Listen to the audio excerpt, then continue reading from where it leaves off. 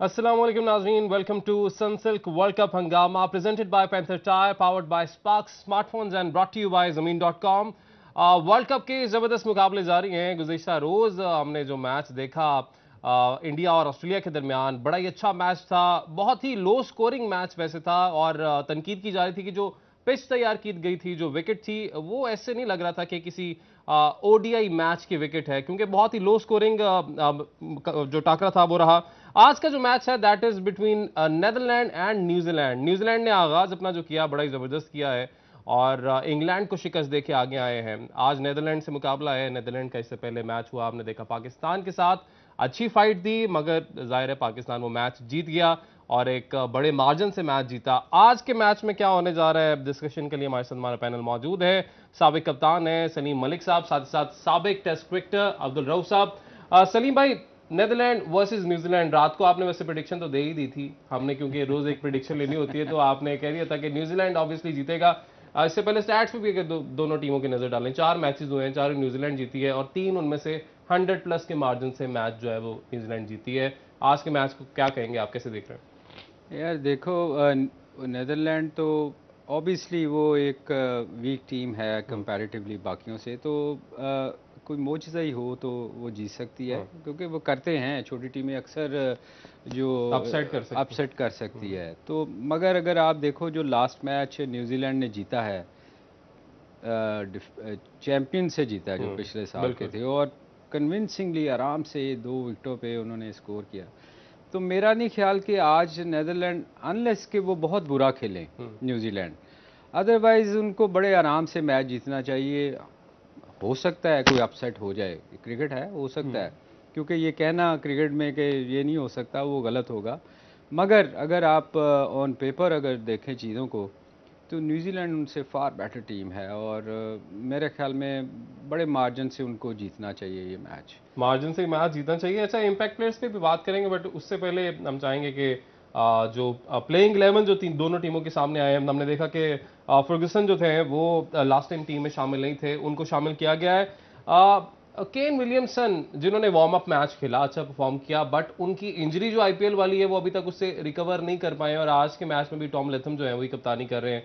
Kane Williamson को आज शामिल नहीं किया गया, लेकिन ये फर्गुसन की वापसी, ज़ाहिर है इतना बड़ा मैच तो नहीं है, बट कितना फ़ायदा फर्गुसन का होगा यहाँ पे? देखिए, बेसिक चीज़ ये है कि वो केम विलियमसन पे वो रिस्क लेना नहीं चाह रहे, क्योंकि सबसे मेन और प्रोमिनेंट प्लेयर जो न्यूजीलैंड के हैं वही हैं, और सबसे ज़्यादा जो एक्सपीरियंस है एशियन कंडीशंस पर और इंडियन कंडीशंस पर खेलने का वो उनको है। यानी वो कह रहे हैं जितना रिकवरी का टाइम दिया जा जितना उनको सकता है वो मैक्सिमम दिया रिकवरी जाए। का टाइम दिया, ऐसे नहीं है कि जैसे पाकिस्तानी करते हैं कि बताया जा रहा होता है बार बार कि भाई ये लड़का जो है इसके ये मसला है, इसको ना मजीद पुश करें, रेस्ट दे दें, फिर भी रेस्ट नहीं देते और एंड पे जब वो सर्जरी की तरफ मामला चला जाता है फिर जाके कहते हैं नहीं यार फोन देना पैना है। नहीं, पाकिस्तान। सॉरी, वो नहीं, उसकी वजह ये है कि ये गलती हमारे प्लेयर्स की है रो, हम्म। कि अगर आप फिट नहीं हो तो आपको बताना चाहिए ना, आप ज़बरदस्ती मैच नहीं खेलना वो भी चाहिए। शायद चाहते हैं कि कोई और आगे लेकिन जगह ले। उसमें सलीम भाई, उसमें दोनों के केस में, जिस तरह शाहीन अफरीदी जो पीछे मेगा वर्ल्ड कप हुआ उसमें, उससे पहले वो अपने दर्द की शिकायत कर रहा था कि मेरे लेगामेंट में प्रॉब्लम है तो मुझे देख लें, मगर उसको असल में जो डॉक्टर होता है या फिजियो या कोच, उसका यही काम होता है। जिस तरह इसने भी 4 महीने पहले बताया है नसीम शाह ने कि मुझे पेन यहाँ पे हो रही है। अब जो डॉक्टर होता है या फिजियो, उसका असल में काम यही होता है कि ये वो फाइंड कौन आउट करे है टाइम वैसे पे। रऊफ, ये डॉक्टर क्या इतने? अच्छा, ये भी सलीम भाई मुझे नहीं समझ आ रही कि दो ही बंदे हैं, और वही जिस तरह के वो चेयरमैनों की एक रिवॉल्विंग चेयर का खेल चलता है ना, उसी तरह उन दो बंदों का भी पाकिस्तान के जो अच्छा सर मेडिकल जी, पैनल है फिजियो उसमें है खेल चलता आपके, रहता है। ऑब्वियसली ये पूरी टीम है, फिर आपकी सिलेक्शन कमेटी, फिर आपकी एक टेक्निकल कमेटी, और जो टेक्निकल कमेटी के जो बयान अब आ रहे हैं वो भी बड़े मजाका अब खेज है कि जब आप थे वहां पे तब आपने क्या अपनी अच्छा, इनपुट दी उसमें और सलीम अब भाई आपके एक, बयान सामने आ अच्छा रहे हैं। टेक्निकल कमेटी का आप बड़ी अच्छी आपने याद करवा दिया मुझे। अच्छा, इनको इनको टेक्निकल कमेटी में बिठाया कि आप क्रिकेट के मामलात को देखेंगे। अच्छा, दो टेक्निकल कमेटियाँ होती हैं, एक ने तो सारा वो मैनेजमेंट का करना ना, बिजनेस एडमिनिस्ट्रेशन का, उसका तो क्रिकेट से ताल्लुक ही नहीं है, वो साइड पे। दूसरी टेक्निकल कमेटी है जो खालिस क्रिकेट के मामलात देखती है, इसमें डोमेस्टिक आ गया, इंटरनेशनल, आपके फर्स्ट क्लास का स्ट्रक्चर, आपकी इंटरनेशनल टीम बनाना।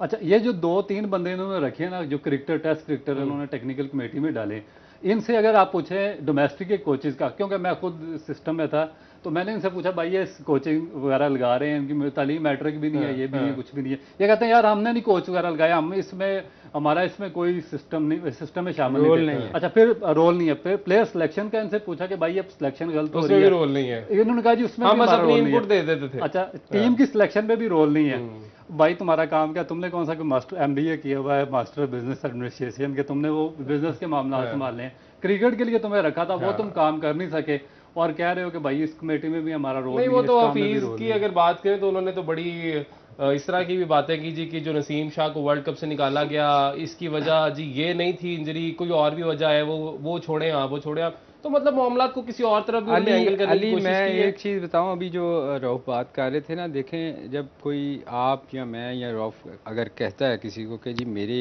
प्रॉब्लम है इस जगह, मुझे किसी जगह भी फास्ट बॉलर या बैट्समैन जो भी आप शिकायत करता है कि जी मैं फिट नहीं हूँ, तो ये सबसे ज़्यादा रिस्पॉन्सिबिलिटी है आपके डॉक्टर और फिजियो की, जो बताए कि आप ठीक हैं कि नहीं हैं। इसका मतलब है कि आपने जो वो टीम रखी हुई है वो बहुत नालायक किस्म की टीम है, जो आपको ये उनको पता ही नहीं कि ये प्लेयर अगर खेलेगा तो वो अगली 2 सीरीज से बाहर हो सकता है, उसको रेस्ट नहीं करवाया जाता। देखें हमारे जितने भी केसेस ले लें, शाहीन का ले लें या भी नसीम का ले लें, तो ये चीज़ें जो है ना, ये क्रिकेट बोर्ड को इन चीज़ों पर भी ध्यान देना चाहिए, क्योंकि सबसे ज़्यादा देना चाहिए सर। और दूसरा ऑब्वियसली अगर हम उसकी तरफ भी आएंगे, शाहीन शाह अफरीदी की जो इंजरी हुई थी और उसके बाद जिस तरह का ट्रीटमेंट हुआ, कंट्रोवर्सी बनी, उस पर बात करेंगे, बट अभी ज़रा डिस्कस कर लेते हैं नीदरलैंड वर्सेस न्यूजीलैंड। न्यूजीलैंड ने बड़ा अच्छा परफॉर्म किया, हालांकि उनकी टीम के सारे प्लेयर्स भी उस स्क्वाड में नहीं थे शामिल, जिस तरह एक बड़ी मिसाल केन विलियमसन है, फर्गूसन अब शामिल हुए हैं, इस तरह से एक दो और भी प्लेयर्स हैं जो कि मेन प्लेयर्स उनके उस इंग्लैंड के खिलाफ नहीं थे, बट उसके बावजूद 36.2 ओवर्स में आई गेस उन्होंने चेज कर लिया था। आज के मैच में सर क्या लग रहा है आपको, नजर उस पर ही होगी कि एक बड़े मार्जिन से नीदरलैंड को शिकस्त दे न्यूजीलैंड? देखें होना तो यही चाहिए, क्योंकि जिस तरह उन्होंने स्टार्ट लिया है, और आज आपको विकेट जो कल वाली विकेट देखी है आपने इंडिया के खिलाफ, वैसी विकेट नहीं होगी, क्योंकि इंडिया का मैच नहीं है, उनको कोई और यहाँ पे तो वार्म अप मैच पाकिस्तान के साथ भी न्यूजीलैंड खेल चुका है और हराया भी था। आपको बाकी जितने भी मैचेस इंडिया के अलावा मिलेंगे, आपको विकेट्स बहुत अच्छी मिलेंगी, अनलेस के हाफ के बाद जाके कहीं विकेट टूटना शुरू होंगी, जब मैचेस बहुत ज़्यादा हो जाएंगे। अदरवाइज़ आपको विकेट अच्छी मिलेंगी। जब विकेट्स अच्छी होएंगी तो ऑब्वियसली अच्छी टीम जो होएगी उसके चांसेस ज़्यादा। नई वाली जो पिच है, विकेट है, वो एक्सेप्शन ही है। देखें वो इंडिया अपनी स्ट्रेंथ पे खेलेगा, उनके पास 3 स्पिनर उन्होंने खिलाए इसीलिए थे कि ताकि वो उससे फ़ायदा उठा सकें, और उनकी गुड लक फिर ये हुई कि वो टॉस जीत गए, दूसरी टीम टॉस जीत के खेल गई। सेकेंड इनिंग में उनको बिल्कुल विकेट गीला मिला, ग्रिप ही नहीं हुआ बॉल, और ना आपने देखा कि शुरू में मट्टी उड़ती थी, जहां बॉल गिरता था मट्टी उड़ती थी, मगर सेकंड इनिंग में आपको कोई चीज़ नज़र नहीं आई। फास्ट बॉलर्स पे नज़र आई अर्ली ऑन जब विकेटें गिरी हैं उनकी। उसके बाद जैसे जैसे रात होती गई और ड्यू फैक्टर ने इतना काम दिखाया कि आपने देखा था वो जब वो पानी के लिए मशीन चला रहे थे, बिल्कुल गीला था, वो टोटल गीली थी। तो ऐसी कंडीशन में स्पिनर बेकार हो जाता है, उसका ना ग्रिप होता है, तो ये वो चीज़ आपको इसमें नहीं नजर आएगी। अच्छा, नीदरलैंड की टीम की अगर हम बात करें तो उनमें कुछ प्लेयर्स हैं जो कि वाकई में नजर आता है कि जान मार रहे हैं, जिस तरह विक्रमजीत सिंह जो उनको ओपन किया, जिन्होंने पाकिस्तान के खिलाफ जो मैच था अच्छा स्कोर किया, और इनकी जो एवरेज चलती आ रही है पिछले मैचेस से, this was not the first time he scored, इससे पहले भी कुछ मैचेस में उन्होंने परफॉर्म किया, 40 प्लस की एवरेज गुज़िश्ता को 5-6 मैचेस को अगर आप उठा के देखें तो वो अच्छी एवरेज है। उसके अलावा वैन बीक उनके जो बॉलर थे, फास्ट बॉलर, वो हैमस्ट्रिंग इंजरी का शिकार हुए हैं, वो स्क्वाड में अब नहीं है, तो उनके जाने का कितना नुकसान और हो सकता है, और विक्रमजीत सिंह आपको लगता है आज भी कुछ अच्छा परफॉर्म कर सकेंगे न्यूजीलैंड के खिलाफ? अच्छा, ये जो डच टीम है ये बड़ा अच्छा एक यूनिट बना हुआ है, ये काफ़ी अरसे से यूनाइटेड लीग खेल रहे हैं, इंग्लैंड में लीग्स वगैरह खेल रहे हैं, यहाँ पर जितना जो क्वालिफाइंग राउंड हुआ उसमें इन्होंने बड़ी टीम के खिलाफ बड़ा अच्छा परफॉर्म किया, एक अच्छे तरीके से जल। आपने देखा होगा कि इन्होंने पाकिस्तान के खिलाफ बहुत अच्छी एफर्ट की है, गो के और डी लीड्स के साथ कोई दूसरा प्लेयर खड़ा नहीं हुआ, अदरवाइज पाकिस्तान के लिए बहुत ज़्यादा हर्डल क्रिएट कर सकते थे। अब मसला इनका ये होगा कि ये जो बड़ी टीम है इनसे तो शायद ही हार जाएं इस टूर्नामेंट में, मगर ये इनका अफगानिस्तान और बांग्लादेश के साथ और श्रीलंका के साथ इनका बहुत टफ कंपटीशन रहेगा। और अगर इनके खिलाफ किसी बड़ी टीम ने थोड़ा सा रिलैक्स किया तो उसको भी उसका खमियाजा भुगतना होगा, उसको नताइज देने पड़ेंगे, क्योंकि बड़ा अच्छा यूनिट है जो इनके प्लेयर्स हैं। जिस तरह आपने विक्रमजीत सिंह की बात की है, वो जब वो बैटिंग करते हैं तो आपको कैजुअल लगते हैं, मगर उनका अगर आप पास्ट रिकॉर्ड देखें तो बहुत ही कंसिस्टेंट है। जो ये क्वालिफाइंग राउंड खेले उन्होंने कंसिस्टेंट स्कोर किया। उसके बाद जो डी लीड्स हैं ना सिर्फ वेरी गुड बॉलर हैं, पाकिस्तान के खिलाफ 4 आउट की, और उसके अलावा इन्होंने जो लास्ट मैच खेला था उसमें 102 रन किए थे इन्होंने जो क्वालिफाइंग राउंड का, और कंसिस्टेंट ये भी स्कोर कर। और इनके पाकिस्तान में भी बड़ा अच्छा स्कोर, आई थिंक 67 के करीब उन्होंने स्कोर किया था बॉलों पे किया था। बिल्कुल। और इसके अलावा सिर्फ यही नहीं है, हमने देखा जब पाकिस्तान के खिलाफ ओपन किया था तो एक बड़े जबरदस्त जो स्पिनर हैं आर्यन दत्त, उनकी बॉलिंग भी बड़ी अच्छी थी। तो हैदराबाद की विकेट पे यहाँ पर किस तरीके से यूटिलाइज कर सकेंगे वो अपनी स्पिन को, उस पर भी बात करेंगे। ब्रेक लेंगे जी, ब्रेक के बाद वापस आएंगे।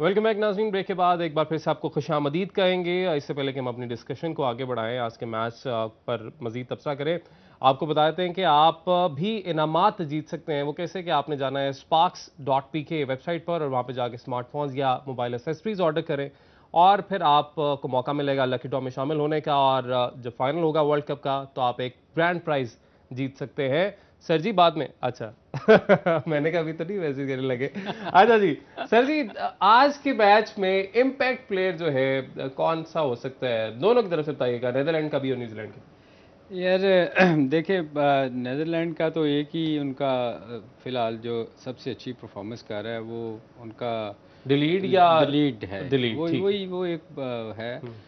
न्यूजीलैंड में चॉइस करनी पड़ेगी, उसमें काफ़ी प्लेयर हैं जो लास्ट मैच में जो जैसे रचिन रविंद्र बहुत अच्छा खेल रहा है पिछले काफ़ी मैचों से, तो मेरे ख्याल में वो अच्छा डाल सकता है इम्पैक्ट। और दूसरा इनमें जो है ना बोल्ट, जी जी, इवन नए बॉल से वो बड़ा डेंजरस हो सकता है। आपने रचिन की क्योंकि बात की है तो मैं चाहूंगा एक बार फिर से हमारे नाज़रीन को ये स्टैट्स आप दिखा दें रचिन के, जिन्होंने लास्ट मैच में बड़ा ज़बरदस्त परफॉर्म किया था। और ये स्टैट्स एक बार फिर आपकी स्क्रीन पर, 13 मैचेस में इनके अभी तक 312 रन हैं। बेस्ट परफॉर्मेंस इनकी 123 रन की है, 1 सेंचुरी, 150 और 123 वही जो आपने इंग्लैंड के खिलाफ जो मैच था हमने देखा, उन्होंने बड़ा ज़बरदस्त उसमें परफॉर्म किया। रचिन की आपने क्योंकि बात की, रचिन और आप ब्रेक में हमें आप ही बता रहे थे कि इनकी वीडियोस भी यूट्यूब पे पड़ी हुई हैं, किस तरह से बचपन से ही ये खेलते आ रहे हैं, इनको खिलाया जा रहा है इनके वालिद की जानिब से। और इनके वालिद का जो इंटरव्यू हुआ उनसे पूछा गया तो उन्होंने बताया कि जी इनका जो नाम रखा है Rachin, that is after Sachin Tendulkar and Rahul Dravid, यानी 2 बड़े खिलाड़ियों पर ही इंस्पिरेशन लेके उनके वालिद ने उनका नाम रखा। और जाहिर है ऐसे फिर जो लोग होते हैं ये बड़े खिलाड़ी भी बनते हैं। दूसरी तरफ हमारे जो इंस्पिरेशन जो यहाँ पे लोग लेके कुछ बैठे हुए हैं, रहो भाई आप ज़्यादा बेहतर हमें बता सकते हैं कि हमारे सिलेक्टर साहब के बेटे हैं, उनकी जोन क्रिकेट में एवरेज मेरा ख्याल 20 की भी नहीं होगी मुश्किल से, और फर्स्ट क्लास में अब वो खेलेंगे। देखिए बिल्कुल क्रिटिसाइज होता है और इन पे कंसिस्टेंट क्रिटिसाइज हो रहा है। ये कुछ लोग हैं जिनके बेटे खेल रहे हैं, बच्चे खेल रहे हैं। मैं ये नहीं कहता कि किसी के बच्चे का खेलना गलत चीज, अगर किसी में टैलेंट है तो उसको खेलना चाहिए, लेकिन टैलेंट है आगे तो चलना चाहिए। मगर जब आपकी परफॉर्मेंस कम होगी और आप दूसरे के बच्चों को हक मारेंगे और उनको आउट ऑफ द वे जाके सिलेक्ट करेंगे, और फिर सबसे बड़ा इस पे प्रॉब्लम क्या आ जाता है पाकिस्तान क्रिकेट बोर्ड का, वो इन लोगों को जिनके कॉन्फ्लिक्ट ऑफ इंटरेस्ट होते हैं उनको बार बार क्यों मोबिलाइज करता है। आप देखें कि आजम खान खेल रहा है तो नदीम खान को पाकिस्तान क्रिकेट बोर्ड में लाया जाता है, इंजमामुल हक उनके बेटे खेल रहे हैं उनको क्रिकेट में लाया जाता है, मिसबाउल हक के बेटे खेल रहे हैं उनको लाया जाता है, हफीज के भतीजे खेल रहे हैं उनको लाया जाता है। क्या आपके पास घूम घुमाकर यही 8-10 लोग हैं कि आपने इनको हर सूरत में पाकिस्तान ऐसे क्रिकेट बोर्ड में लगता है कि ये जो सीटें हैं ना, अब ये मेरिट की बजाय जरा पॉलिटिकल सीट्स हो गई हैं कि ऊपर भी एक पॉलिटिकल बंदा आके बैठता है और वो फिर अपनी पूरी टीम जो है, आप देखें वो फिर पूरी टीम चेंज हो जाती है और वही लोग आके बैठ जाते हैं। सर यही वजह कि हमारा जो इदारा है वो प्रोफेशनल काम नहीं करता। आपने इंस्पायरेशन की अभी बात की रविंद्र जडेजा की, देखें कि उसके वालिद ने कहा कि मैंने राहुल द्रविड़ और सचिन तेंदुलकर से इंस्पायर होकर उसका नाम रखा क्या रचिन रविंद्रा दोनों का नाम का मिक्सचर। और हमारे इंस्पायरेशन क्या है, आप अपना मेडिकल पैनल देख लें सिफारिश, आप अपने सिलेक्शन कमेटी देख लें सिफारिश, टेक्निकल कमेटी देख लें सिफारिश, आपके चेयरमैन से लेकर नीचे स्टाफ तक, इवन जो हाई परफॉर्मेंस सेंटर होता है सलीम भाई, जिसमें आपने अंडर 15 अंडर 19 और पूरी पाकिस्तान टीम की को ग्रूम करना होता है, उसका सारा स्टाफ आप सिफारिश पर लाके बिठा देते हैं, तो आपकी ग्रूमिंग या आपकी अच्छा, ये तो आपने सही बात की। बड़ी बड़ी ऐसी चीजें हैं जिनको यहाँ पे पॉइंट आउट किया जा सकता है। साथ साथ नाज़रीन को ये भी, क्योंकि मैच न्यूजीलैंड नेदरलैंड का, तो वो भी अपने नाज़रीन को बता दें जी, गेम का बाकायदा आगाज हो चुका है। अगर अभी हम अपने नाज़रीन को दिखा भी सकें तो ये आप देख सकते हैं जी, एक बॉल, अच्छा एक ओवर जो है पूरा होने लगा। ये इनकी बात मैं करना चाह रहा था जब हमने डिस्कस किया था ब्रेक से पहले भी, कि आर्यन दत्त बड़े अच्छे बॉलर इनके साबित हो रहे हैं। पाकिस्तान के खिलाफ भी इन्होंने बड़ी अच्छी बॉलिंग की थी और आज भी इनका तकरीबन पूरा ओवर जो है वो डॉट मेडन ओवर निकाल जाएंगे। नहीं, कई दफ़ा ऐसा होता है अली के जो अच्छी टीम होती है ना, वो थोड़ा सा अंडर प्रेशर भी खेलती है कि यार अगर इनसे हार गए तो बड़ी अजीब अपसेट ही ना कर दे, अपसेट ही ना कर दे, तो वो थोड़ा सा देख के खेलेंगे शुरू में, मगर टीम तो वो बड़ी है, इसमें कोई शक नहीं। अभी आप रविंद्रा की बात कर रहे थे, मैं बच्चों के साथ बैठा हुआ था तो मैंने बेटे ने मुझे बताया कि अब्बू इसकी यूट्यूब पे, इसकी जब छोटा था ना, जब से उसकी वीडियो अपलोड हुई है, और वो उस वक्त बैट्समैन था, अभी तो ये मेरा ख्याल सिलेक्शन इसकी स्पिनर से हुई थी, पर ये बैटिंग में भी उस वक्त जब छोटा था ना तो इसकी शॉटें दिखाते थे, बड़ी खूबसूरत थी। और फिर जो दो बड़े प्लेयरों के नाम पे उसने रखा है, क्या प्लेयर थे वो दोनों, सचिन और राहुल आई थिंक उसको इतना बड़ा प्लेयर नहीं समझा जाता जैसे बाकी सचिन को कहा जाता। मेरे ख्याल में राहुल बहुत बड़ा प्लेयर था, और वो अगर आप उसकी इनिंग्स देखें तो वो मुश्किल विकेट पे बाकी प्लेयरों से ज़्यादा बेहतर खेलता था। जहाँ सीम स्विंग होता था उसने बड़ी अच्छी अच्छी विकेटों पे 100 किए हुए। तो मेरे ख्याल में मैं अगर मुझसे पूछे तो मुझे वो बहुत बड़ा प्लेयर लगता था। सलीम भाई वो बहुत बड़ा क्रिकेटिंग माइंड भी था, जिस तरह आपने बात की बिल्कुल दुरुस्त किया, क्योंकि जब इसको अंडर 19 का कोच बनाया गया, हेड कोच इंडियन टीम का, मैंने इसका एक स्टेटमेंट सुना, ये इंडियन की अंडर 19 टीम को वर्ल्ड कप के लिए लेकर गए हैं, तो इन्होंने जितने 16 लड़के सिलेक्ट किए थे सबको इक्वली। अब हमारे ये है ना कि देखेंगे हमारी पाकिस्तान टीम वर्ल्ड कप खेलने गई है, ऐसे बस बाकी वो मोनोपोली लगती है कि जो खेल रहे हैं वही खेली जाएगी, बेंच यूटिलाइज बिल्कुल नहीं होगा। बेंच यूटिलाइजेशन पे जब आपको कॉन्फिडेंस होगा तो आप उनको चांस देंगे कि आपने अगर 15 सही सिलेक्ट किए होंगे तो आप आंखें, जिस तरह विलियमसन को उन्होंने बाहर बिठाया हुआ, स्टोक्स को बाहर बिठाया हुआ इंग्लैंड ने, और जो बेंच स्ट्रेंथ है उसको चांस दे रहे हैं। इन्होंने क्या किया, जो 15 लड़के अंडर 19 वर्ल्ड कप में लेके गए थे, इन्होंने स्टेटमेंट दिया जी कि मैं सबको इक्वल चांस दूंगा, क्योंकि मेरी नज़र में वर्ल्ड कप जितना इतना इंपॉर्टेंट नहीं है जितना मुझे ये। और आप देखें तीनों फॉर्मेट्स में नंबर 1 टीम है उनकी कोचिंग में। आप ये देखें कि जब अंडर 19 का उन्होंने इसको राहुल को बनाया हुआ था ताकि वो प्लेयर्स और उसमें से देखें कितने प्लेयर उसने दिए हैं। हमारे यहाँ क्या होता है कि हम अपने लोगों को ज़ाया कर देते हैं और उस सीट पे नहीं। हालांकि ये वाली भी ना, आप में चाह हो तो आप करते हैं कि देखें राहुल द्रविड़ एक ऐसा प्लेयर था कि उसने कहा कि ठीक है जी मैं अंडर 19 को निखारूंगा, प्लेयर्स लेके आऊंगा, इंडिया स्क्वाड में शामिल करूंगा, लेकिन यहाँ पे सारे इतने बड़े बड़े स्टार्स बन जाते हैं, वो फिर कहते हैं कि हम बस लीग्स खेलें और उसके बाद कोचिंग नहीं। अली यूनुस खान ने एक टाइम पे उसका कॉन्ट्रैक्ट हो रहा था कि वो अंडर 19 से करे, पर पता नहीं क्या रीज़न हुई कि उसका कॉन्ट्रैक्ट इनके साथ हो नहीं सका। वो थोड़ा सा मेरा ख्याल वो है भी कि कुछ मेरा ख्याल उनका पैसों का मामला हुए थे, या आप अगर बाहर वाले प्लेयर्स को इतना पैसा दे सकते थे, जिसने T20 वर्ल्ड कप जीता हुआ है उसको क्यों नहीं आप, और सबसे ज़्यादा पाकिस्तान के लिए खेला। ये बड़ा अहम सवाल है कि उनको क्यों नहीं आप लेके आते मैनेजमेंट के अंदर, उनसे कोचिंग क्यों नहीं कराते। ले जी हमें एक ब्रेक लेनी है। 2 ओवर जो है वो नेदरलैंड की टीम तकरीबन उनके कंप्लीट हो गए हैं, करवा चुकी हैं, अभी तक एक स्कोर नहीं बना न्यूजीलैंड की तरफ से, तो बॉलिंग बड़ी अच्छी कर रहे हैं। बात करते हैं, ब्रेक लेते हैं, ब्रेक के बाद वापस आते हैं।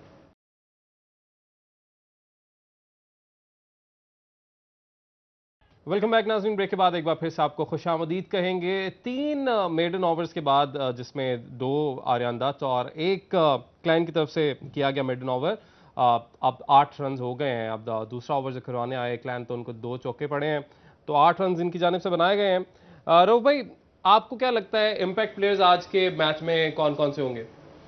देखिए मेरा ख्याल है डच की तरफ से, नेदरलैंड की तरफ से विक्रमजीत सिंह क्योंकि ओपन करते हैं तो वो इम्पैक्ट डाल सकते हैं। ठीक है। और न्यूजीलैंड की जानब से आप कह सकते हैं फिलिप्स हैं वो, क्योंकि वो बॉलिंग भी करते हैं और जो पिच का बिहेवियर थोड़ा सा लग रहा है मुझे वो स्पिन की तरफ लग अच्छा, रहा है। ये स्पेन की तरफ अभी तो हम देखने फेवर कर रहे हैं, बट सेकंड इनिंग में हैदराबाद में हमने देखा था कि हमारे वार्म अप मैचेस भी हुए थे, बट सेकंड इनिंग में भी जाके स्पिनर को उस तरह से फेवर करेगी ये? देखें सेकंड इनिंग में अगर ड्यू फैक्टर इन्वॉल्व ना हो, अगर ड्यू ना पड़ी तो फिर मेरा ख्याल है कि स्पिनर ज़्यादा इफेक्टिव होंगे। अगर ड्यू पड़ गई तो फिर इतना ज़्यादा इफेक्टिव नहीं होगी। यही वजह है कि इन्होंने आज टॉस जीतकर पहले बॉलिंग की है, ये जो नेदरलैंड की टीम है। तो आप देखें कि जो ओवरऑल इस वर्ल्ड कप का बिहेवियर है वो चेंज होता जा रहा है। लास्ट अगर आप मैच उठाकर देखें जो साउथ अफ्रीका और इनका हुआ है उसमें, श्रीलंका का, उसमें अर्ली ऑन ही उन्होंने अटैक शुरू कर दिया था और बड़ा स्कोर किया था। आज अगर देखें तो न्यूजीलैंड ने पहले 3 ओवर मेडन खेले हैं। कल इसका मतलब है कि जो कल का मैच हुआ वो उनके अभी तक दिमाग में बैठा हुआ है कि हमें सबसे पहले अपने आप को विकेट्स इन हैंड रखने होंगे अगर हमने एक रिस्पेक्टेबल टोटल तक पहुंचना है। अगर हम विकेट लूज कर देंगे और अगर स्पिनर्स को हेल्प मिलना शुरू होगी इस पिच पर तो हमारे लिए बड़ा टोटल करना मुश्किल हो जाएगा। अच्छा, ये अब वाकई देखना पड़ेगा कि नेदरलैंड जैसी टीम पहले 3 ओवर्स न्यूजीलैंड को कर रही है, जो कि अभी इंग्लैंड से जीत के आए हैं, बट 3 ओवर्स मेडन गए।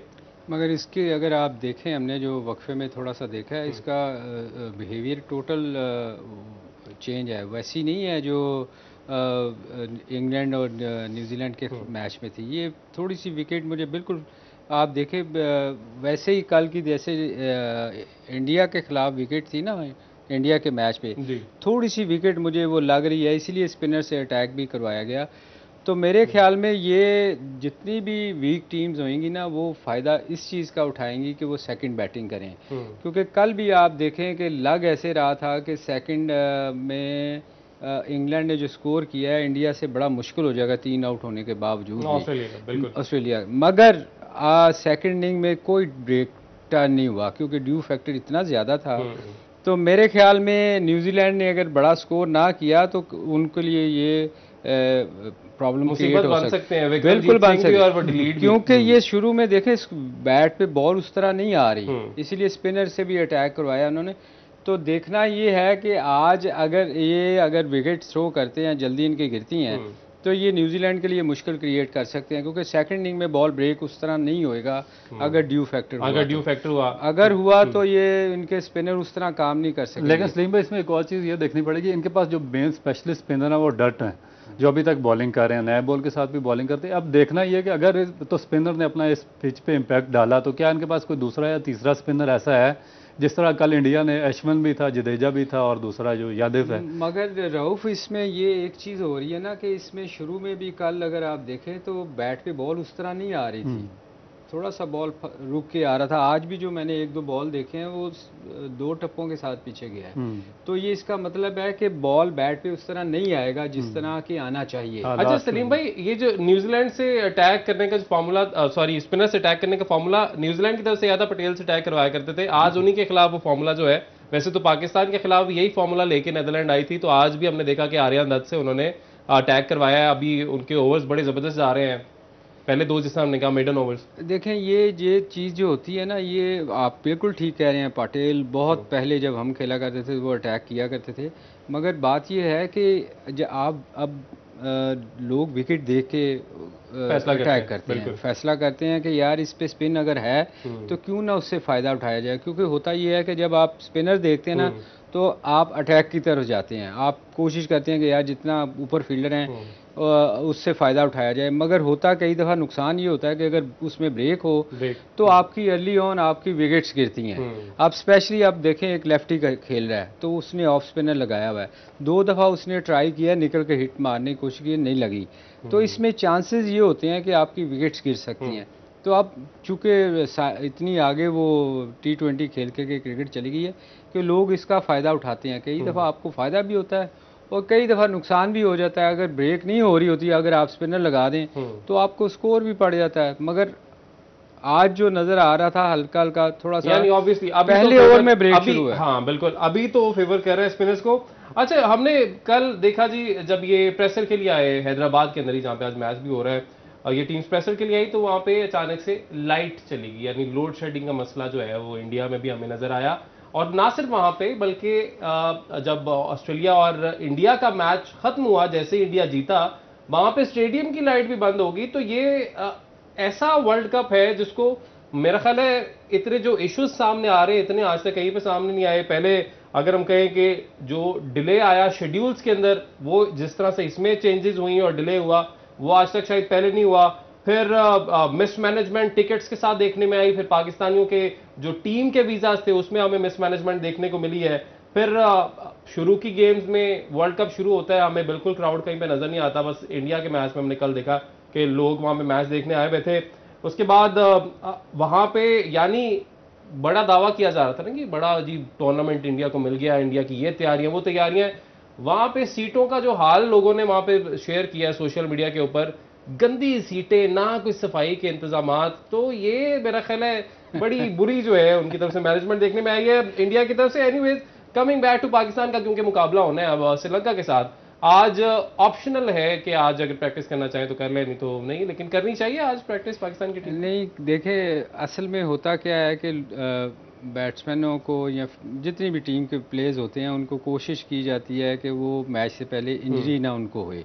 तो वो ये कोशिश करते हैं कि लाइट सी प्रैक्टिस करें जाके। अगर किसी का दिल कर रहा है बॉलिंग करने को या किसी का बैटिंग करने को, तो वो मेरा ख्याल है को कंपल्सरी नहीं होता कि आप लेकिन अगर कर ले तो बेहतर है कल के मैच के लिए। ठीक है जी, टाइम ओवर हो रहा है तो हमने क्योंकि पोस्ट मैच ट्रांसमिशन भी करनी है तो उसमें हम डिस्कस कर लेंगे कि पाकिस्तानी टीम की तैयारी कैसे और पाकिस्तान को किस स्क्वाड के साथ, किस प्लेइंग 11 के साथ मैदान में उतरना चाहिए। अभी के लिए इजाजत दीजिए, अल्लाह हाफिज।